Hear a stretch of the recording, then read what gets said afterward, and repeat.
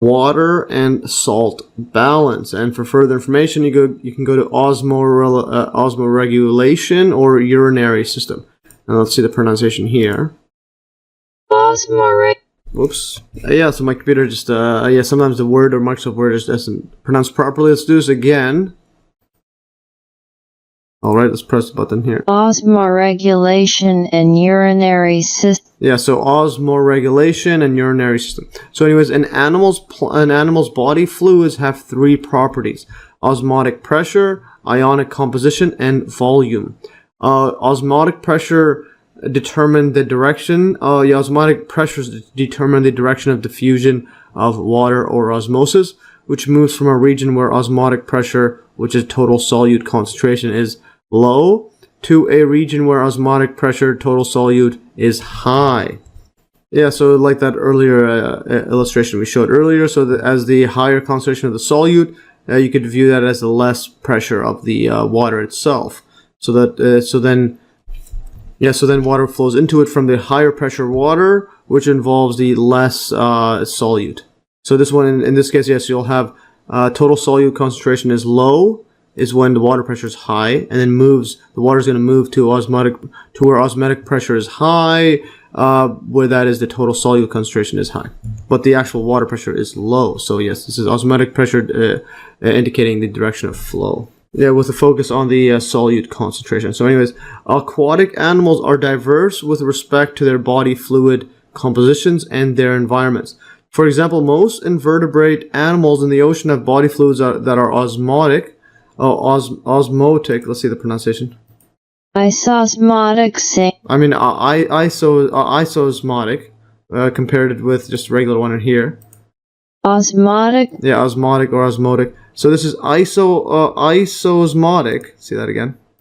Isosmotic. Oh yeah, isosmotic or isosmotic. Basically same osmotic pressure, hence no osmotic flow with seawater. Yeah, so most invertebrate animals in ocean are isosmotic. So it's the same osmotic pressure with seawater. So there's no net flow. In contrast, ocean bony fishes that have fish that have skeletons have body fluids that are hyposmotic or hyposmotic. Let's see the pronunciation.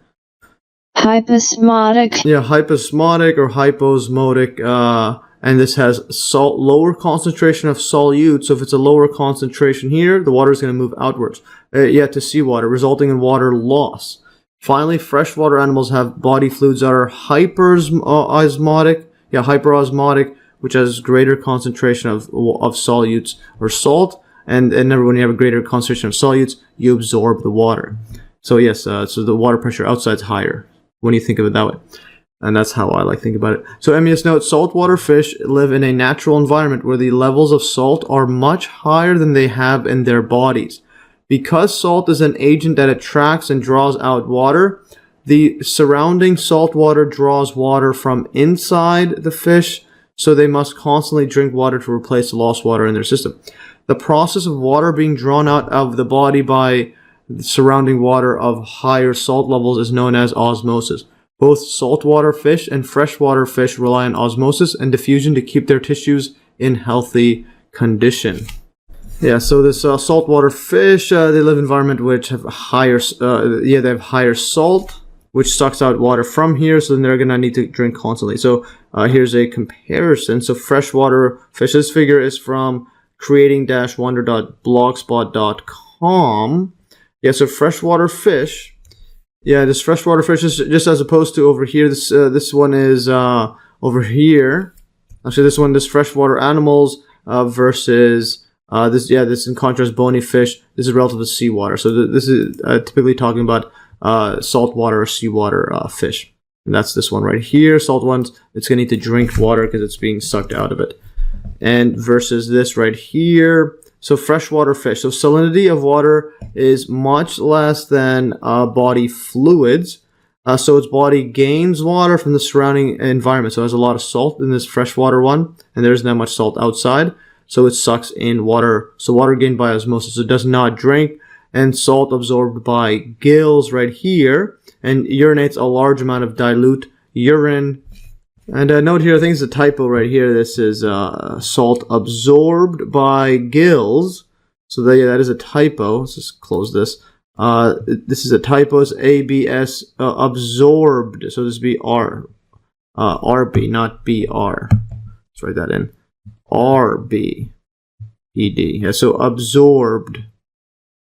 AB. So absorbed, not absorbed. Yeah, so it's salt absorbed by the gills, and then urinates a lot of dilute urine. Yeah, and compare that with marine fish over here. So marine fish or seawater fish or freshwater fish. Salinity of seawater. This is spelled wrong as well. I don't know whoever made this. Yeah, this is block spot, so yes, a lot of errors there, but the gist of it is pretty. I like this figure. So anyway, salinity of seawater much greater than body fluids. Yeah, so there's a high salt outside, so it's going to be sucking water out. This one has high salt inside, sucking water in. So it needs to pee a lot. This one needs to drink a lot. Yes. So its body fluids shed water to the saltier, again another spelling, saltier environment. Yes, that's a lot of spelling mistakes, but the effort is there. All right, so let's scroll up. So in this case, salt is secreted or excreted by the gills because it has too much of it from outside coming in. Yeah, and as it's you're drinking a whole bunch of seawater or salt water. And then water loss by osmosis, it's getting pushed out of it. And to conserve fluids, it produces very little urine. So very little urine, drinks a lot of water. And water loss from osmosis. Very fascinating. Let's continue further. Alright, let's continue further. So typical ions that can be found in an animal's fluids or body fluids are sodium, Na, potassium, K, calcium, Ca, and chloride, Cl. Yes, interesting. So the volume of body fluids can be regulated by excretion. Vertebrate animals have kidneys, which are excretory or excretory. Let's see the pronunciation. Excretory. Or excretory organs made up of tiny tubular structures called nephrons. See that? Nephron. Yeah, nephrons, which make urine from blood plasma. Yeah, so the kidneys regulate body fluids and they're excretory organs and make urine from blood plasma. The kidney's primary function is to regulate the composition and volume of blood plasma by selectively removing material from the blood plasma itself. And the ability of xeric, see this pronunciation? Xeric. Or xeric, which is dry land animals such as kangaroo rats that hop like kangaroos, which is quite a wild thing to think about. I've never thought there was an animal like this. But yes, a kangaroo rat, that's the thing. So rats that hop like kangaroos to minimize water loss by producing urine that is 10 to 20 times concentrated than their blood plasma allows them. Yeah, then their blood plasma allows them to adapt in desert or dry, barren area conditions, which is hostile for living conditions. Or just fix up the grammar there. So dry, barren areas, which is hostile for living conditions. So desert environments that receive very little precipitation or waterfall, rain, snow, etc. Note, excretion is a process in which metabolic waste is eliminated from an organism. Yeah, in vertebrates, this is primarily carried out by lungs, kidneys, and skin. This is in contrast with secretion, where the substance may have specific tasks after leaving the cell. Yeah, so the lungs, kidneys, and skin, they excrete things out, but there's also glands and so on that can secrete substances for further functioning within the body. So after leaving the cell, excretion is an essential process in all forms of life. For example, in mammals, urine is expelled through the urethra. Let's see that pronunciation. Urethra. Yeah, urethra, which is part of the excretory system. In unicellular organisms, waste products are discharged directly through the surface of the cell. Yeah, and the excretory system is a passive biological system that removes excess, unnecessary materials from the body fluids of an organism so as to help maintain internal chemical homeostasis and prevent damage to the body. Yes, and urine is a liquid byproduct or secondary product of metabolism in humans and in many other animals. Urine flows from the kidneys through the ureters to the urinary bladder. Urination results in urine being excreted from the body through the urethra. The urethra, from Greek, this right here, see this? Arthur. Urethra is a tube that connects the urinary bladder to the urinary meatus. Let's see that. Meatus. Or meatus, urinary meatus, which is the opening of the urethra, for the removal of urine from the body of both females and males. The urinary meatus, also known as an external urethral orifice, is the opening of the urethra. Interesting. So here is a diagram set up for male and female. So yeah, the urethra transports urine from the bladder to the outside of the body. This image shows a female urethra and B, a male urethra. So you have here, there's a ureter, the tube, and there's the bladder over here, urinary bladder. There's the uterus over there, the baby gets formed. All right, then next step is the cervix right there, that's opening. Now you have the, so the urinary bladder is over here, and there's a urethra, the opening set up over there, and there's other setups of this female organ system. All right, so continue further, and this is the male, this is the female one, this is the male one here. Yes, the male one, there's a urinary bladder over here, there's a ureter over there, there's seminal vesicles, prostate glands over there. There's the rectum, anus, etc. And there's the big wang, or the penis. And then there's the testes, etc. There is the pubic bone, where's the urinary one. There's a urethra. Setup is all the way across here through the D. Okay, so you got there and there. Versus this one is goes from urinary bladder, just straight there, and the tube isn't as long. And it goes straight to the V, or the vaginal opening there. Anyways, let's continue further. No, I mean this is the vaginal opening there. This is just a urethra there. Interesting. All right, let's continue further. So the ureters or ureters, see the pronunciation? Ureters. Yeah, the ureters. First, let me just erase this stuff there. The ureters are tubes made of smooth muscle that propel urine from the kidneys to the urinary bladder. Yeah, so there's the tubes over there, there's the ureters over there, and there's ureter over there. And very interesting. Is this one? Could this be a secondary ureter or something else? So that's interesting. Let's just continue further now.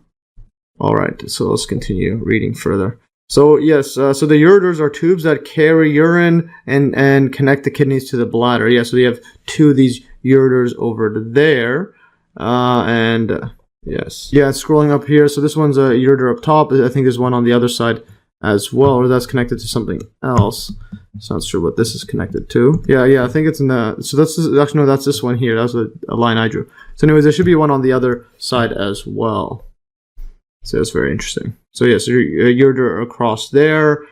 This ren, part of the kidney. We'll get to that in a bit. There's it basically goes over here. Vesica urinara, urethra over there. I believe this could be also the urinary bladder as well. So anyways, you have the kidneys connect the ureter all the way to the bladder. Yeah, so I think that's bladder, vesica, urinara. Anyways, the kidneys are two reddish-brown bean-shaped organs found in vertebrates, and here are some of the setups on it. So there's the kidneys over there, and here's a bunch of parts on it. Yeah, and whenever you see the word ren or renal, that's dealing with the kidney. So you have these parts all over it there, and there's a ureter over there, and renal pelvis, and this is how it looks like when you cut it through, which is pretty fascinating stuff. Anyways, let's continue further. I'm not going to go over too much into specifics on it. Here's from top view to illustrate. So here's a CT scan or computer tomography via X-rays of the abdomen, showing the cross-sectional top view position of the kidneys. So top view, here it is over there. I believe this is a spinal cord, or this was the spinal cord over there. And yeah, this is looking at it from top down, and there's the gut, etc. So just behind the abs there, which is quite interesting setup there. All right, so let's look further. So here's a healthy kidney right here. This is from on uncKidneyCenter.org. So it looks like that. Very interesting. So the nephron is the minute or microscopic or microscopic structural and functional unit of the kidney. And this nephron was mentioned earlier. Let's scroll up to where it's mentioned. Yeah, so right here, I just quickly teleported above. So the volume of body fluids can be regulated by excretion. Vertebrate animals have kidneys, which are excretory organs made up of tiny tubular structures called nephrons, which make urine from blood plasma. So it's made up of these, and that's the basic structural unit of kidneys. Let's go back over here. So the nephron is a minute or microscopic structural and functional unit of the kidney, and it looks something like this, which is quite interesting. Let's scroll here, make this a bit smaller, and we can zoom in. So the diagram left of a long juxtamedullary, let's see the pronunciation.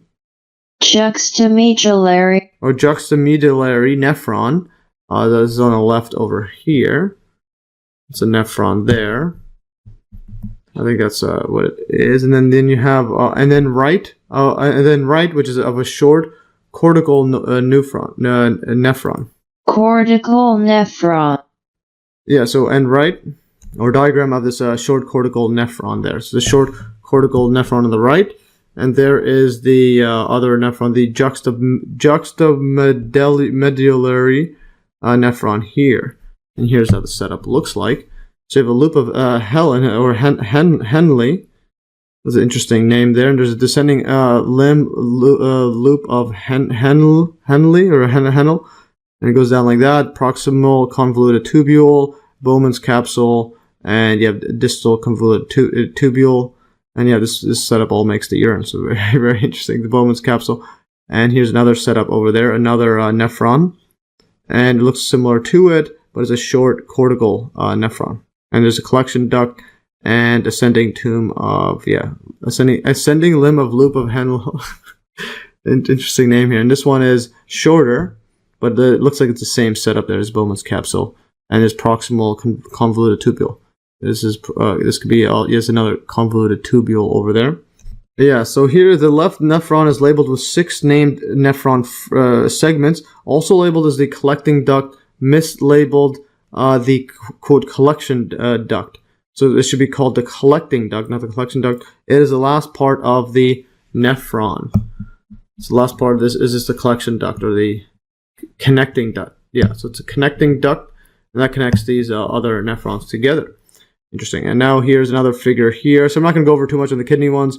Otherwise, we'll be here for forever. And this is also from unckidneycenter.org. Yeah, so you have here parts of a nephron. Let's make this smaller. So there's a nephron, and when you zoom into it, it's this little segment over there. And then when you zoom out, it looks like this giant setup over here. So you have unfiltered blood goes in, and there's a whole bunch of circle stuff, and then this blood is flowed out there. As blood is flowed out, and then what happens is the urine is taken out of the blood, so it's filtered. The blood is filtered out. Now you have the urine. This is the parts is being taken out from the blood, and this is called the glomerulus. There's a tubule and there's one nephron there, and it goes down and then sucks it out, and the urine goes in, which is quite a remarkable setup there. And that's just a tiny segment of it, and they all do this supposedly. So anyways, this is unfiltered blood in, and then filtered blood out. Yeah, and it connects this out, and then they all eventually get connected through veins. So you get the blood ones going in, the red ones, and then you have the veins coming out up there, or the unfiltered blood. And then urine goes down here, and this is a kidney cross-section, which is quite a remarkable setup here. Anyways, yeah, so that's, well, at least diagram-wise, but it'd be very interesting to see how they demonstrate this to be the case in real life, which is quite remarkable.